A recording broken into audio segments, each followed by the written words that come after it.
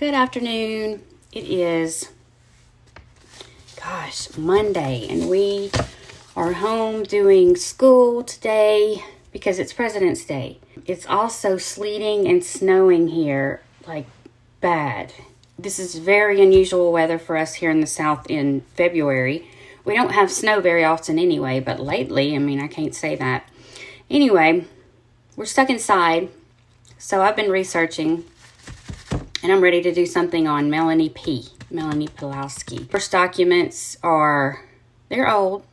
They're back when she was 5, I think, in 1995. I have so much information, though, about Lori's family, the Coxes, about Melanie, which I know this is a long time ago, but the stuff that she did, I believe she's still got with her. I really do. So, let me just go ahead and tell you this, too. This stuff, I'm not going to read the whole document because I can't stand when people do that, but this one is good enough that I could read it and you would just be hanging on. Like, what? It's unreal.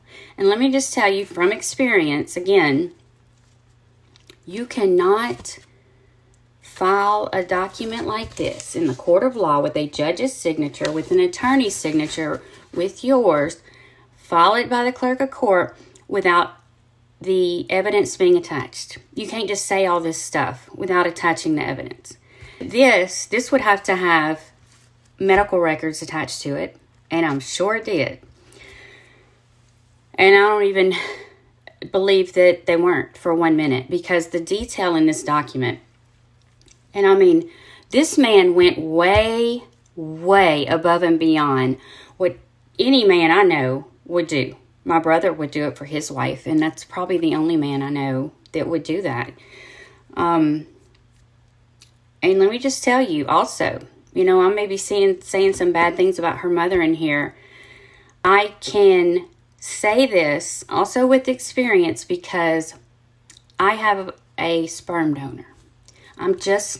He's like 72. He lives here in Mississippi, and he has COPD and has had terrible lung problems his entire life. So I still can't go and see him, but his wife died a couple of years ago, and all of a sudden he contacted me. So when I was a little girl, I saw him, during the summers for a while, but really my grandmother would come get me, take me shopping, and take me to her house for a few days. It was pretty sad. But if you're a child that comes from this, you'll always love that parent. You always want a relationship with that parent.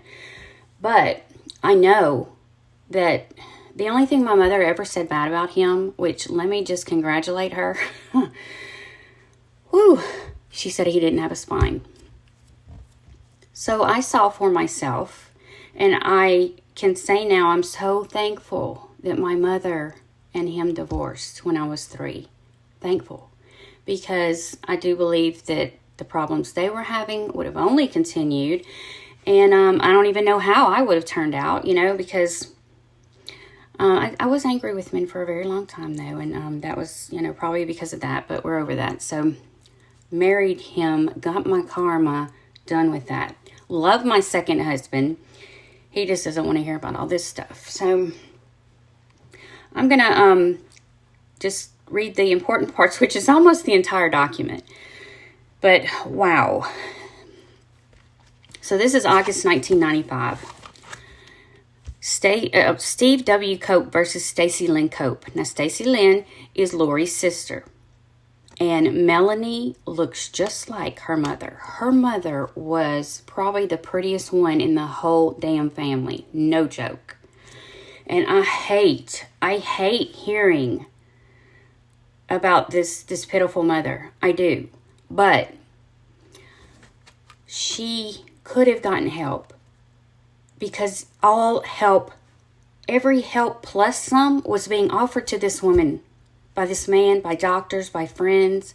And she's one of those like Lori. She's like, I'm not going to do the right thing. I'm going to do what I want to do. Who cares how it affects my child or my children? A lot of the same stuff going on that Lori did with, let me just take my kid that's also your kid and just leave and go to another state? Who cares what you want? I want to ruin your life because I want to start a new life. Even though you hadn't done nothing, I'm going to make up a bunch of shit. That's what we're talking here. So this is sad. This was filed by Steve W. Cope. And he's asking for a divorce and for protection. A couple of different protections. So this is in Washington. They moved around. And it was all, I think, to try to get this woman help. And she just refused. She absolutely refused. And she was taking Melanie down with her. Matter of fact, she did for a while. She really did. And this poor dad, I mean, I commend this dad, because really there's some parents that are just like, I don't know what to do, or I can't afford that, or because this costs money. This costs a lot of money. First, you got to put a retainer down on an attorney. And let me just tell you, child custody, it's got to be right up there next to criminal, because damn, what the other person is usually doing is criminal. So maybe that's why. They're very careful to state the things that they state about Stacey in here. Like he still cares. But thank God he could separate himself enough to see what was going on with his daughter. What's sad, though, is that dumb is still being dumb. And the first chance she got and was old enough to get away from her father, who really did save her, and went right back to that damn family and doesn't believe a thing. If she's even read this document, does not believe it. Does not believe anything that they told her, is what she says. How can you not believe this? You'd have to be dumb. Something would have to mentally be ajar up here to not believe this, because I'm sure records were attached. Plus, she's got to remember some of the shit that she went through and did. Anyway, so he says, my wife presents a sad, even pathetic case, which unfortunately threatens grave and irreparable harm to our child, Melanie, age 6. So she's 6, sorry. And it's with great sadness that I seek these restraining orders. But I believe that unless I am able to protect my 6-year-old daughter, Melanie, and to provide a stable environment for her in which she is able to live and function in a normal fashion, that she will be irreparably harmed far more than she is now. And she is, at this point, pretty harmed. So at this point, Melanie has missed over 6 months of school. Her mother intentionally did that, okay? Enamel on her teeth has not developed correctly because she won't give her milk. Milk is evil.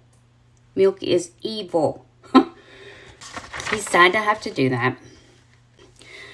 So he's even made arrangements for this woman. He said she needs to commit herself for long-term care. This is what her doctors say. She refuses. So he's even made arrangements with his church and friends for her to have a location where she can go, where she's safe, and she can stay there and make her own decisions based on, because he thinks she's passively or intentionally suicidal because she continuously talks about wanting to die. I mean, if that's not freaking mental abuse enough for your child to hear, which creates a panic in this poor child where she's taking care of the mother.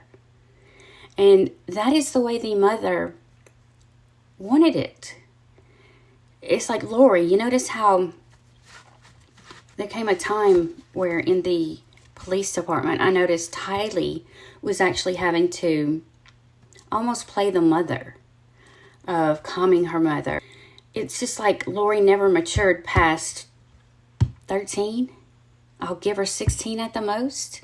But really, I don't even want to give her that much. I know somebody who is 50-something. When it comes to being angry or arguing or not getting their own way, they're on a 3 or 4 year old level of emotional level when it comes to getting angry and not getting their own way. And I am not kidding.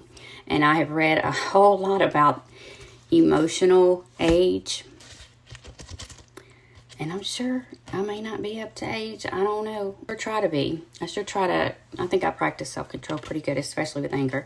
We're supposed to grow through this. And I guess if you never get taken down or corrected, you're just going to keep on doing what you get to do because you get away with it. You're living with a bunch of enablers, then for sure you're going to do it. So anyway, he's even made arrangements for this woman to have a great place to stay. And he's probably ready to pay for it and everything. Not probably, he is. And I don't know how. I don't know how he afforded these doctors, moving around, anything. Because he worked at Home Depot so that he could be able to have a schedule of taking Melanie to the dentist or to school or whatever. But that was something else in itself. And he does say through a combination of physical, psychological, and emotional factors, Stacey's committing abuse towards Melanie. Whether she realizes it or not, I can read this and be smart enough to say the mother knows what she's doing. She also knows she's refusing care, and while she's refusing care and only getting sicker, she's taking her daughter down with her. It's just, it must have been one of the hardest things to be in for this man. It's because Stacey's family, the Cox family, the Nuts, they did everything to enable her and take Melanie from him. And they talk about the history of certified medical issues in the Cox family in just a minute. The mother has type 1 diabetes. She has to take regular insulin injections, but won't. People that have diabetes that have dropped dead. One of my very good friend's daughters, 20-something, just went into a coma and died. Like, did not come out of it. It's just heart-wrenching. And I had no idea. I had no idea that diabetes was such a silent killer, is what they call it. So if you don't take care of this, your body starts to shut down in different places. Your stomach muscles stop working. All kinds of horrible things, okay? And this is all happening to this woman, and doctors are telling her, you have to do this. You have to do this. She can be in the hospital, and they're doing it to her, and she refuses it or removes it. Yes. This woman did this to herself. She could have gotten better. She didn't want to for some reason. It's because she has a mental problem, like her family, and she truly believed that all of these things were from the devil, that they were evil. Medicine, food, water, you name it. It was all evil, germs, and the devil. But what's really sad is that she would do it to her daughter. I mean, if you want to be cuckoo, maybe you don't even realize you're being cuckoo, but anybody with a child you think would want to get better, but she so believed that these things were evil that she would even keep her daughter from eating and stuff. Yes. This woman dropped some serious weight. Her husband said that because her mother is so obsessed with weight and beauty and the figure her whole life, that Stacey probably thought this was attractive. Since this time, Stacey has acted on notions which have interfered with her own treatment and health. He does know that she is out of control and unwilling or unable to set limits on her behavior. Like, I mean, that sounds just like Lori to me. She's just out of control. Thinks she knows what's best. Truly believe that maybe Lori even has these mental issues to a big degree, and that she even hears or sees things or believes things. I mean, we all know that she does. I'm just saying, maybe it's much more than we know. Melanie has a deplorable attendance record for last year at school for the times when she was not in Los Angeles. So, I've seen Seattle on here. I've seen, I guess Seattle, Washington is maybe, where the Washington was, because I've seen Seattle on here. But I've seen Los Angeles, Washington, Seattle. I saw another one, but we'll see. But it's almost like he took her anywhere and everywhere to try to get the woman help. Even though left to her own devices, Melanie enjoys interacting with other children, attending school, etc. Stacey showed traces of Epstein-Barr in 1994. Now, I looked that up, and it seems like it was a virus or a disease or something where you get a fever. honestly didn't tell a whole lot more than that. Maybe it's something in your saliva. I almost want to say it's like mono. I really don't know, because that one doesn't seem as important as another one that we're going to talk about. Stacey showed traces of Epstein-Barr in 1994. She concluded without any warrant that Melanie has it too. I, as well as the wife and the bishop of our church, arranged for Melanie to be driven to and from school so that whatever Stacey's condition is, Melanie can have time away from the house. To no avail, Stacey simply dismissed those. Told the people, you can't take my kid, she's staying home. School's too diseased. Deplorable attendance record. It just went, she missed like 6 months. If Melanie said, I'm tired or I don't feel good, without further inquiry or effort, Stacey would not send her to kindergarten. This is a type of abuse. I made Melanie a wooden puzzle with 17 pieces, each of which was to be glued on for each day of kindergarten attended. It took 40 days for the puzzle to be completed. And this woman, she didn't care. Man, I mean, honestly, I think I would have just taken the kid and let her just, it's sad to say, but let her die, let her kill herself. But shit, it's not like she could have come after him. He was a nice guy. He's a very nice guy. But with her cuckoo family, they may have, started throwing money at him and trying to get hold of Melanie, because, damn, that's the kind of shit they did. Her mother's depriving her of a normal socialization experience, learning, all that stuff. And unless I remain at home to counteract Stacey by default, Melanie will not go to school. At this point, even though Melanie likes to play with other children and things like that, she's too worried about her damn mother. She thinks she's got to take care of her mother. So she doesn't want to leave her mother. She's afraid something will happen, because the mother's always talking about killing herself and dying and just wanting to die.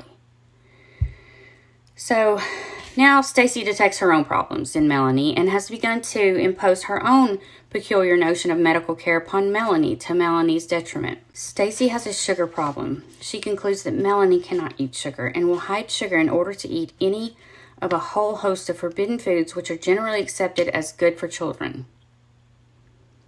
Stacey believes milk is bad and only for cows. I'm pretty sure it's good for the bones. Melanie's not allowed to have milk, which is what will cause enamel not to be on your teeth when they come through. Stacey has debunked all the other people that have done all the research on milk all these years. Milk bad for you. Only cows are supposed to drink it. The frick ever. Whatever. He will go and he will buy them and she will return them. How in the hell this woman was returning them? Maybe she was getting her mother to or something, because her mother's a robot for that whole damn family. She made her girls Looney Tune, especially about their bodies. She did stupid shit like this, probably. Because I don't think Stacey was in any condition to probably even have enough energy to do anything but maybe make it to the bathroom, if she even did that. Because it sounds like to me through the whole document, I just picture this woman just not even being able to walk around, because it just gets worse and worse and worse because she neglects her health. She totally goes, doctor's like, I'm a doctor. I've done this for years. I know. I went to medical school, but she's like, no. You don't know, it's evil. Well, let's just try it, okay? Because if evil heals you, you can call it evil if you want to, but no, she didn't want to. How in the hell they couldn't just make these decisions for her? I don't know. Because I know as a mother, my ass would be saying, Aubrey, you're doing this. And I don't care if they got to tie your ass down. You're not going to die or want to die. This can be taken care of. Let's do it. I don't want your kid to be taken away from you. Take care of your damn self. But I think she was mental and they're just mental in that family. Milk is only for cows. Damn. Well, I'm glad I drank it, because I've never had a cavity in my mouth. I never had a rotten tooth. I have enamel on my teeth. They're not as straight as they used to be. I got enamel from drinking milk, I'm sure. And I don't think I was breastfed either. Stacey fears the dentist, so she makes Melanie fear the dentist. Now, let me just tell you, dentists are freaking scary enough for kids. I've seen it because my kids have had cavities. Nicholas has not yet. I've not ever had one. So I just only know by watching them getting a big shot in their mouth and then getting a drill or something. It looks painful. If I was a child having to do that, I'd be scared to go to the damn dentist. This child's she's making sure her child's already scared for no damn reason. Let me just tell you, things like taking your kid to the dentist and no enamel being on the teeth, I would think you could call child services for shit like that. Or a mouthful of rotten teeth. To me, it's like, okay, what's going on at home? But to me, I see this almost, this is definitely on a level of abuse. Maybe not that bad, but telling your child they can't have the good things because they're evil. Almost like she's trying to keep her thin, like her mother did her. Ugh. She had a lack of calcium, which is, when they were growing in, and that's what made them that way. A recommended treatment of fluoride pills, which Stacey has refused to allow as it is unnatural. Stacey has developed a paranoid fear of various foods. Struggling to maintain a normal life for Melanie. I'll work a normal day as a human resource manager for Home Depot, which allows me flexible hours. I've been able to go home for lunch to take Melanie to the dentist or feed her lunch on occasion. So for over a year, I've taken all of the cooking as well as gradually the rest of the housekeeping. See why I'm saying it seems like the mother's just bedridden? Most importantly, if Melanie is to have contact with other children or be involved in activities out of the home, I have provided it. We play ball together, go to the park, feed the ducks, go to the aquarium, etc. And I would like to involve Melanie in such activities as swimming and school, to which Stacey is opposed due to her fears of germs, food, etc. She can't go swimming. I wonder to this day if she has some of these fears and some of the other weird stuff that goes on in here. I wonder if it became, embedded in her mind that it was normal or worked, or that she just kept it embedded in her mind because it was all she had left of her mother and she just refused to believe any of the stuff anyone has told her about her mother to this day. And she said that on a Facebook post, and everybody's lied to me about my mother and took me away from my mother, and my mother died. Your mother wanted to die. She even told her parents she was ready to die, and they said, okay, she's ready to go. What? Yeah, she's ready to go to the damn hospital and be, held down by a straitjacket and force-fed her medicine because she's mental now. What? Sometimes I wonder if that's really her parents. All of them. I just don't even know if I believe that that's even the first wife. And I'm not kidding. I know it sounds crazy, but... And I don't talk about it and show all this stuff because it's so conspiracy theory and stuff. But even though I think that I've seen good proof, I'm just not going to go there. I don't want to lose all my viewers. And really, until I have solid proof, I try not to go there. Janet Wilcox was acting as the nanny, but Janice Cox is the mother. Isn't that weird? That's kind of weird. Okay, but Stacey asked her mother, Janice Cox, to come over instead. I was told that Stacey's mother would leave for California the day I came home. Instead, Stacey and her mother left with Melanie 4 hours before my scheduled return. Does that sound familiar? Yeah. You think that was planned? Yeah. I believe that Stacey may attempt to take Melanie again, and I am unwilling to allow Melanie to be raised under the conditions which Stacey might provide. Amen, brother. Stacey's family are inappropriate caretakers for Melanie. Amen, brother. Not only does Melanie not want to be there, but I fear the effect of prolonged exposure to them on Melanie. This was being seen a long time ago when somebody else is also still being raised by the nuts. I mean, they bred nuts.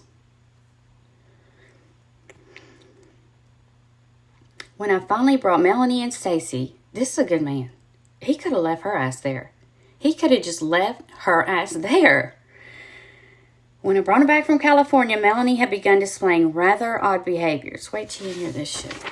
Right when he brings his daughter back, okay, from being with the Cox family.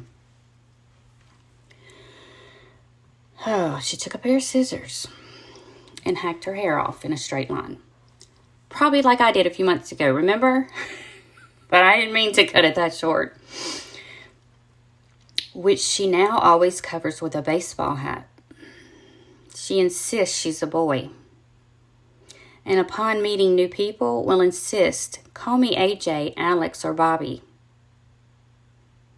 And I'm 3 years old. When she does that, she begins talking at a different pitch, like as if she's 3, like a baby. Something weird has happened to Melanie. Hell yeah. And right when she comes back from the weird people. I mean, you see the names that she's chosen? Alex, Bobby Cox, AJ. I don't know what that one is, but I'm sure it's one of them nuts. They may have even, allowed her to be this. Like, why don't you just pretend to be, 3 years old and 3-year-old boy? Rename yourself, whatever. I mean, God only knows. Obviously, they weren't watching her well over there. It was probably all about Stacey, and that's what Stacey wanted. She wants all this attention. She probably halfway doesn't do it for attention. Because if you really want to die, do it. Kill yourself. You're on a slow roll there, but just do it. If you really want to kill yourself, if you don't just say that for attention, do it. Nobody's stopping you. You're already trying to kill yourself slowly. Just do it quickly. That's why I would have left her ass there. Just let her. I'm back. So I would turn my phone on, the air pilot, what the hell ever thing, so that nobody would call in. But my husband decided he was going to take my precious youngest child in this damn weather. Thank God he's in a truck. There's ice all over the place. Ice all over the place. And they're going to go to a friend's and slide down hills. Which, look, I did it. I understand. I did donuts in trucks like a nut. But I don't like hearing that he is because... I told him he better bring him back soon because I'm worried. And normally I like to play in the snow. I do. But this is like... I don't even know if I've ever been in weather this low. Something about Lori. It's like 11... or 17 degrees, something like that. Honestly, I may have been in it when I went to New Mexico to go snow skiing, but it was a different kind of cold. It wasn't like this. It didn't hurt. I remember I could even ski and then be hot and take my jacket off and still be able to ski. It was just, I'm not a good skier though. I should not ski. Stacey has always admitted to me and others that her family was a psychological hornet's nest. I can agree on that one. Now, this is even back then. Now, this is back then when Alex and Lori are younger. Yeah. Learning from the best. She has admitted that her father was diagnosed as schizophrenic. There we go.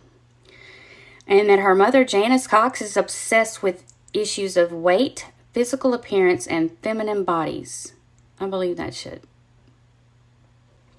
Stacey now blames the origin of her problems on food, although it is clear that they originated because of her refusal to administer her insulin program on any consistent basis. Her mother has always been obsessive about any weight gain, about issues of food intake. I cannot help but conclude that those behaviors have contributed to Stacey's problems. And I do not want Melanie to be exposed further to them. This is a good man. Stacey's not a good person. And Melanie now isn't either. He plays on the mother thing. And I've got a couple of interviews where she goes on and just shit she wrote on Facebook, which I can't stand when people do that. If it ever looks like I'm doing that, please tell me, because I try real hard not to air my dirty laundry for one damn thing, but also not to play poor me.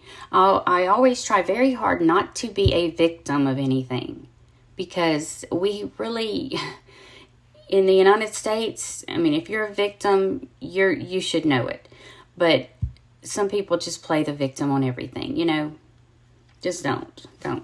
You need to be being beaten, neglected, seriously neglected, okay? Not fed, not given the doctor, but no. She had her kids taken away from her and hidden, and she's still about to get them back when she writes this on her. It's her birthday, and she can't be with her kids. Well, you wanted to let Alex kill them.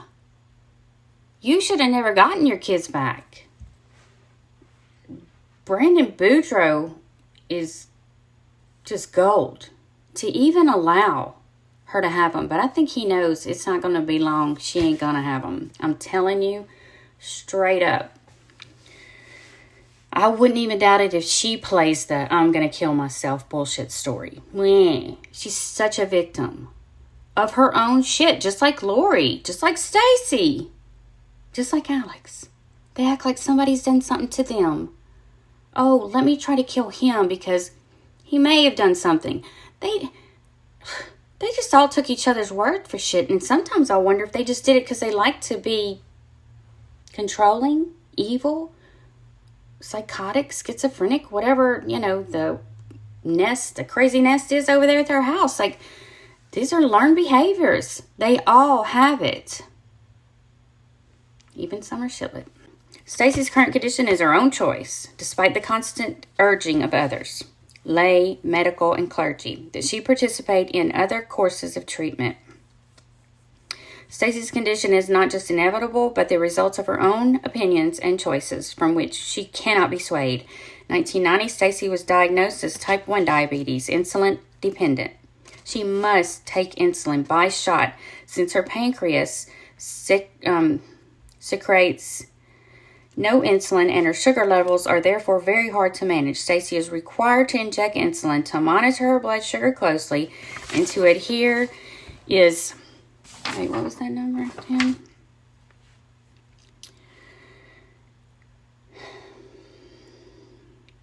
She's not willing to do it. Rather than following medical advice, she did what was counter-indicated.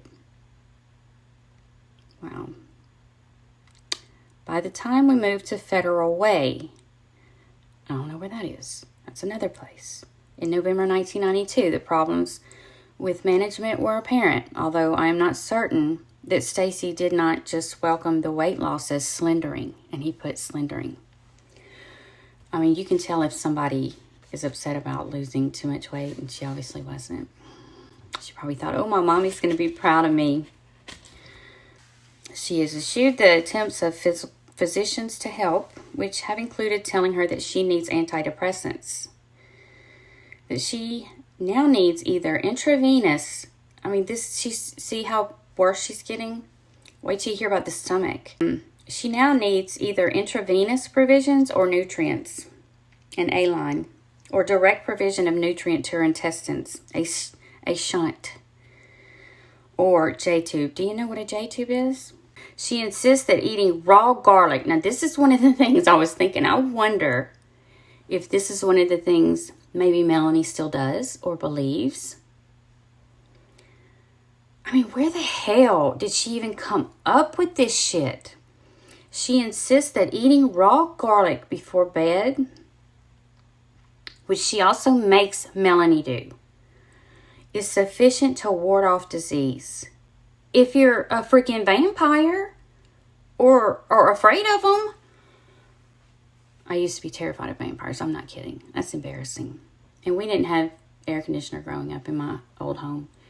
And in Florence, Alabama, it wasn't that hot. But in the summer, it was warm. So I would sleep with a sheet over my neck because my window would be open. And the vampire could come through there. Wow, I can't believe I'm telling you this. And the garlic thing. My mom had a thing of garlic hanging in the kitchen, and I would sometimes bring it to the bedroom because I heard they didn't like it. Oh, so crazy. I was terrified as a child. I was extra shy, overly shy, and overly terrified of things.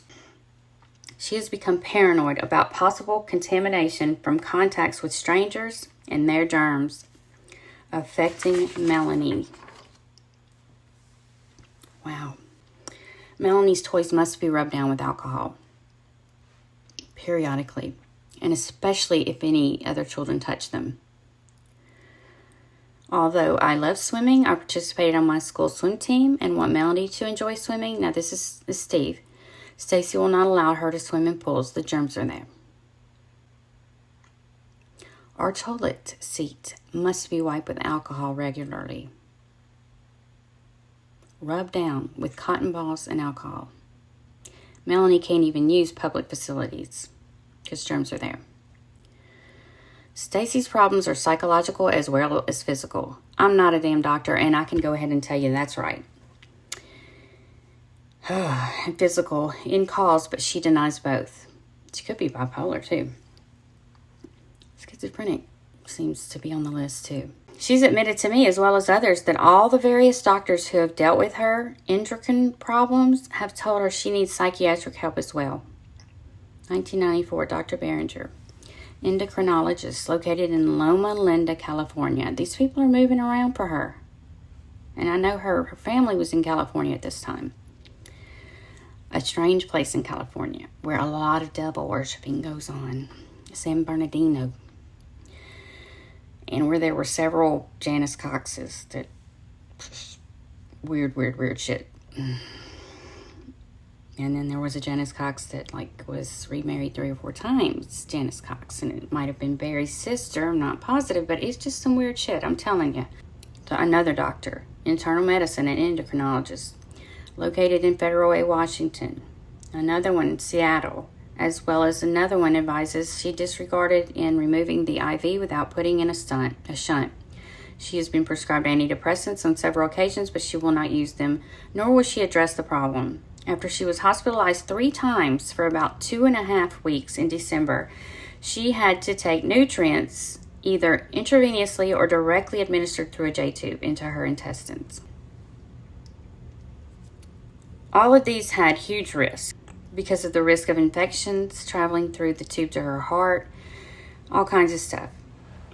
Before returning home in late June, Stacey refused to have the J-tube implanted and had the intravenous mechanism removed against doctors' advice. As I understand it, most food passes through her without being absorbed or utilized by her body. Her condition is and continues to be the result of her choices. Stacey's behavior is often out of control.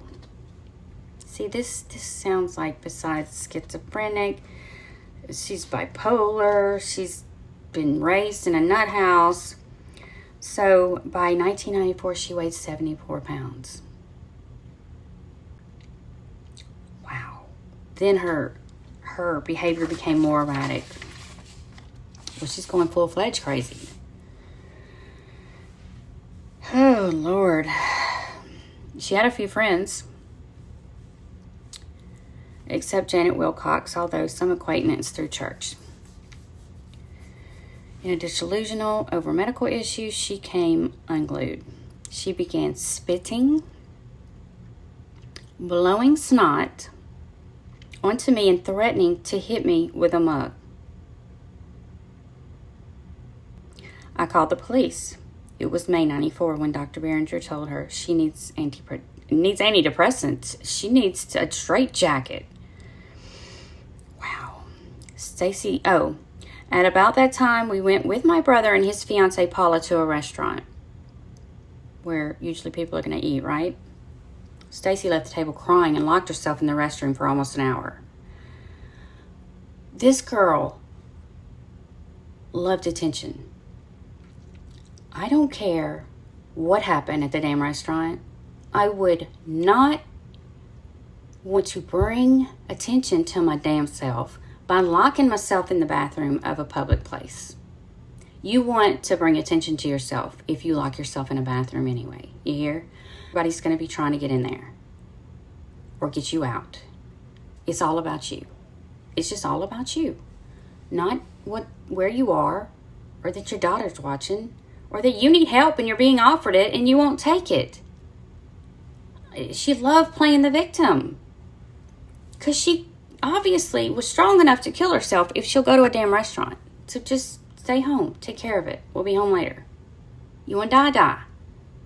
You're already killing yourself by not taking your medicine. I mean, it's almost like a game. But she really was cuckoo on one hand because she thinks food is evil and dirty. Wait till you hear what she does to the food. After that, in September 94, when I invited my brother and his wife to stay the night, Stacey had another tantrum. 2 hours on the floor screaming and kicking her feet. She's emotionally 3 years old. Maybe younger. Damn. And if you do this in front of people, witnesses, that's another thing. Those witnesses, their shit would have been attached and signed. I feel so bad for my brother. I'd be afraid to leave my brother. I'd be like, you're better than me. This shit needs to go. To put her in a mental hospital. Because she is mental. And then with the family history, it wouldn't take them long to figure out what she had. I bet she'd be ready to take her damn medicine and go home real quick. If she wasn't just full-fledged cuckoo by this point. She's trying to make everybody around her cuckoo. And I tell you what, I've been depressed before, but let me tell you what, you love your kid enough, you'll pretend you're not. You'll cry alone in another room at another time. You'll get yourself shit straight for your kids. You're not going to let them go down with you. And there's other things. You don't talk about their parent because they're part of that parent. So the parent that did that did damage to them. It's very hard for me not to do that, let me just tell you. But they saw for themselves. I didn't even have to. But that was something God gave me the strength to do. It was like, I'm going to be the thing to show them the opposite of everything that he's doing. The right thing to do. And I was not perfect all the time, but that was one thing I felt like I would have been abusing my children mentally if I were to say bad things about him. Because that's supposedly written in the books. You say something bad about their other parent, and they're part of that parent. So it affects them. And I think that the things he said about me to them affected them. But they're both strong, good people. So, and one of them won't even talk to his father. So he did that himself, not me. 2 hours on the floor. I mean, I wonder what these damn people did. How do you not want to call a mental ward when shit like that? I mean, if my kid was on the floor, she wouldn't be down there for 2 hours. I promise you that. And she only weighed 70 pounds. I'd have wrapped a damn belt around her and said, go kick yourself in here and shut the door. Don't come out that bedroom until you stop. Because the adults are talking now. That's where Stacey would be, in the bedroom. Did y'all see that? I had another. What the fuck is that? I'm sorry. I didn't mean to say that. Okay, that one wasn't the flashlight. That was something falling from my ceiling. I guess because the heat's on. And it's not on very often. Other than the hysterical peaks, Stacey is either unable to move or is irritable. See, now it's all coming back to me why I kept picturing this woman bedridden. And it seems then when other people come around and he's actually having conversation with other people, or that Melanie might actually be having conversation with other people, or playing with people, or touching other people, this is when the mother goes into hysteria. Because she wants the attention. She needs it all. This is so Lori. These people are cuckoo. Wow. Just before Thanksgiving, she lost sensation in her extremities. Let me just tell you what. That would scare the shit out of me. I'd be running to the doctor, calling my doctor. You prescribe me every single thing plus some of what you think I need right now, I'm going to take it. I don't want to die. Because if you really want to die, there's no telling how you're going to act around your kid. You know? Because you just don't care about nothing but your damn self. You don't even care about yourself. What am I saying? Wow. And I mean, it's not like he wasn't getting her all the help in the world. So what was she having fits about? So Stacey collapses, losing feeling in her extremities. A sign of extreme sugar problems, but insists on going to Hawaii. Hawaii? What? I don't remember that part, but that sounds like, them. I guess they think Hawaii can heal you. Let's run away. We run away from all our problems, and we drag our kids with us. That's what we do. Although I attempted to get her to a hospital, she would not go. Instead, November 30th, 93 to December 7th, 93, we vacationed in Hawaii. I'd be like, what the hell? She wants to go to Hawaii? Let's go. Going and returning through Los Angeles since her parents live in San Bernardino. I told y'all. I virtually loaded her off the plane and into the Loma Linda Hospital.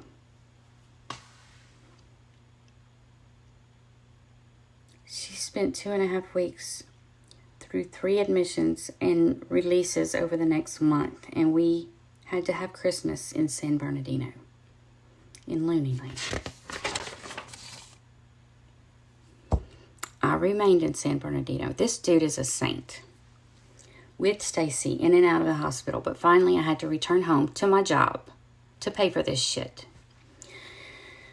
Leaving Melanie with her grandparents, since I believed this was just a temporary situation. This must have made this man age. It made me age. It also, made a few other, depression and stuff. But I took care of myself. I returned at Christmas for another week, just long enough to help admit Stacey to the hospital in for another week. Can her parents not freaking take her?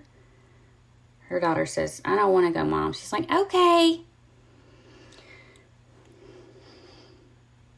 Wow. Stacey said her stomach felt like it was devouring itself. In addition to stomach pain, she was weak and fatigued. Eat! Put a tube in there and eat, woman. Doctors are telling her what she needs. But no, she wants to keep complaining. My stomach's devouring itself. Well, here we have something that'll fix that. No.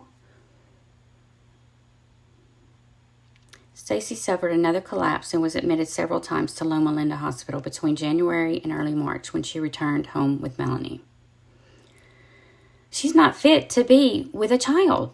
She can't even take care of herself. She refuses. As a result of Stacey's high blood sugar, which was killing nerves, and her lack of eating, Stacey has essentially destroyed the ability of her gastrointestinal system to pass and absorb food through the stomach and intestinal system. So she had developed paralysis. And this is where the muscles in your stomach literally cannot pass the food through like it's supposed to. Paralyzed. And she's probably like, yay! Another thing to get attention. Something's wrong with this woman. A lot of somethings are wrong with this woman. And this man's a saint for holding on. I wouldn't have held on this long. I'm sorry. Till death do us part. Nobody says anything about, not taking your medicine. I'll stay with you if you do the right thing. You don't, we gotta go. I'm not gonna let you mess up my kid. Stacey was in and out of the hospital with all this paralysis shit until her return to Seattle in the beginning of March. During this time, Melanie stayed with Stacey's parents and her sister. So that means Lori or Summer. Melanie said she remembers her Aunt Lori and what a great mother she is. Well, you didn't really have a good example of a mother, so how would you know? Your grandmother was even a nut. You never saw a good example. I guess that's why you were so willing to just have your kids taken out. Like, well, I'm a good mother if I do that, right? Because Lori's a good mother, and she says they gotta go. The frick ever. They're nuts. All of them, certifiably. It's medically documented. Boy, I wish I could get my hands on it.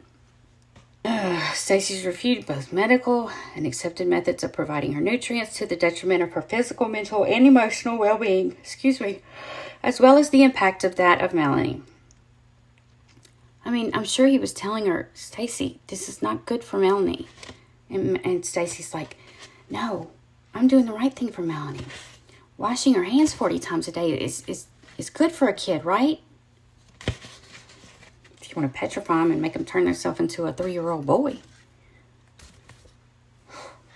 Make them scared to play. Or even get in water. Or get on a commode without taking your alcohol with you. What the heck? I wonder if she still does weird stuff like this. I would almost book it. So now, in December 1994, Stacey began receiving intravenous feedings via a tube sutured into her shoulder.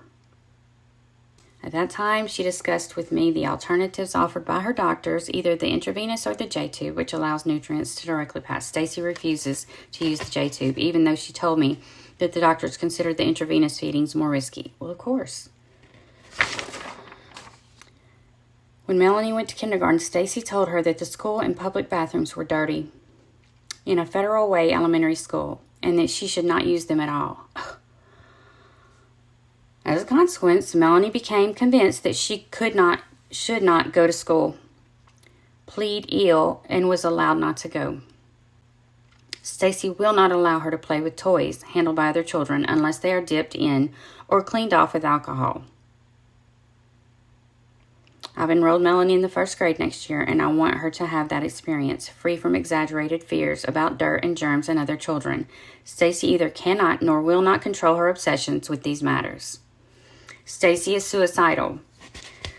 Early in our marriage, Stacey threatened suicide and said she had taken a bottle of pills, but before I called 911, she told me she had not.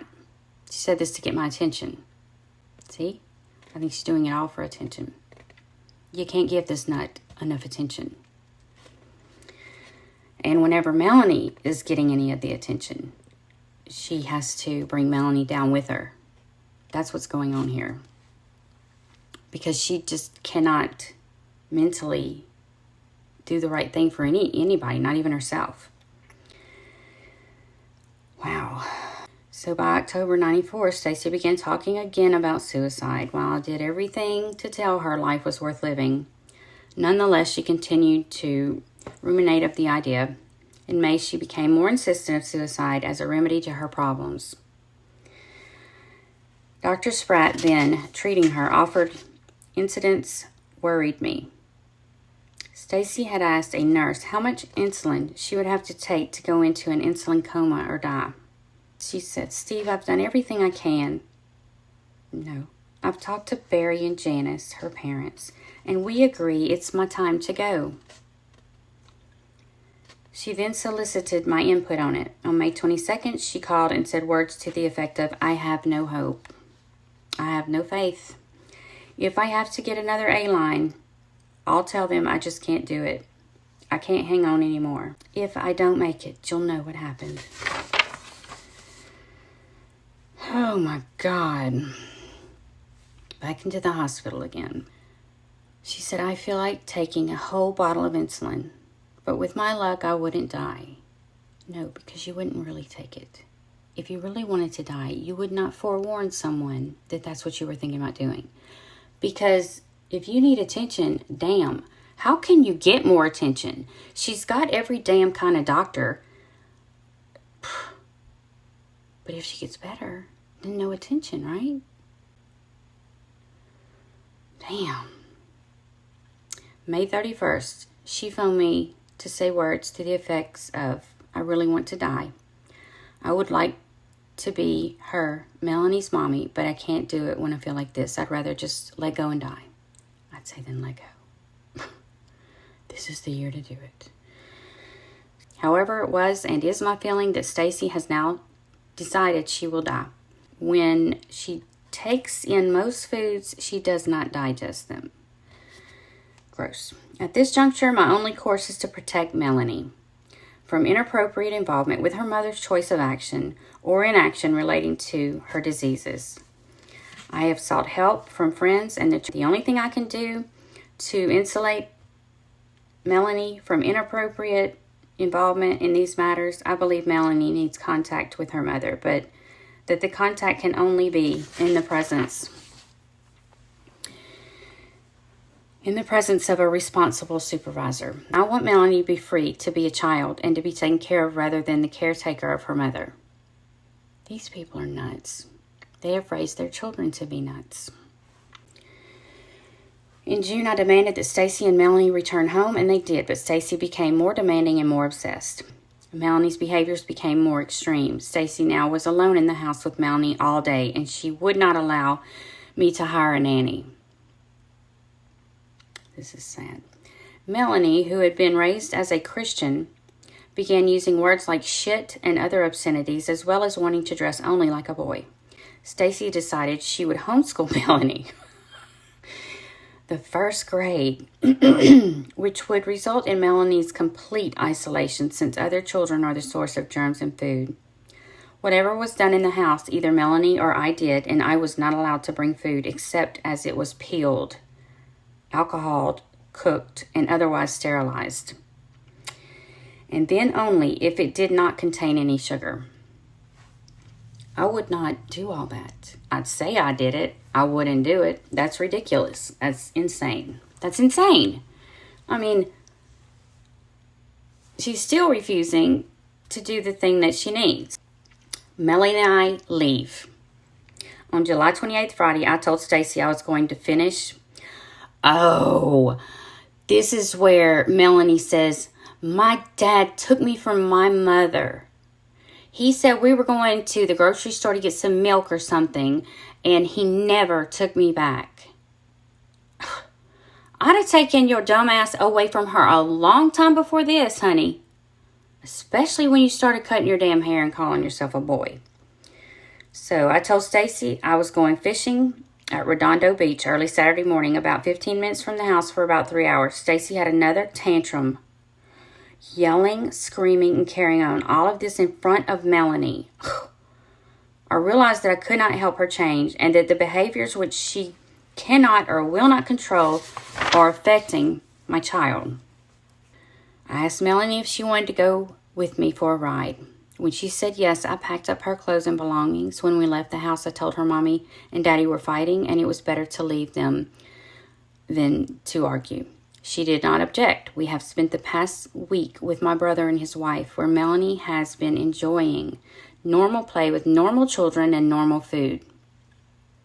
I called President Mitchell, who is the president of our church body, Bishop Russell Snow, and Bishop Edward, and asked that the church look in on Stacey to ensure that she's cared for, blah, blah, blah. In order that Melanie and I can return to the home, I am asking that Stacey be required to vacate it on or before Sunday night. I love it. I have arranged for my mother to come to be with Melanie while I work, either until her first grade begins or until I can find someone for a long-term arrangement. Given her inability to limit her own behavior with Melanie, I am asking that Stacey's contact with Melanie be only under supervised conditions and limited so that Melanie is protected from feeling she is the caretaker. Wow. Cannot trust Stacey not to talk about these matters with Melanie, and even if she were to agree, I have no doubt that she might enlist her family to convey her wishes. That's so easy. They're just, whatever. Oh, you want me to help you neglect and abuse your daughter? Sure. I mean, we did it for you. We can do it for her too. Melanie must be protected from this. That's where it ends. He gets what he wants. And he leaves with Melanie. And then when she becomes of age, she contacts that damn family and goes to them. Goes to be with them, spend time with them. Aunt Lori was her preferred. Wow. So you see, I don't see that even if you got help, psychological help. Some people say that really, if you've got another personality in there,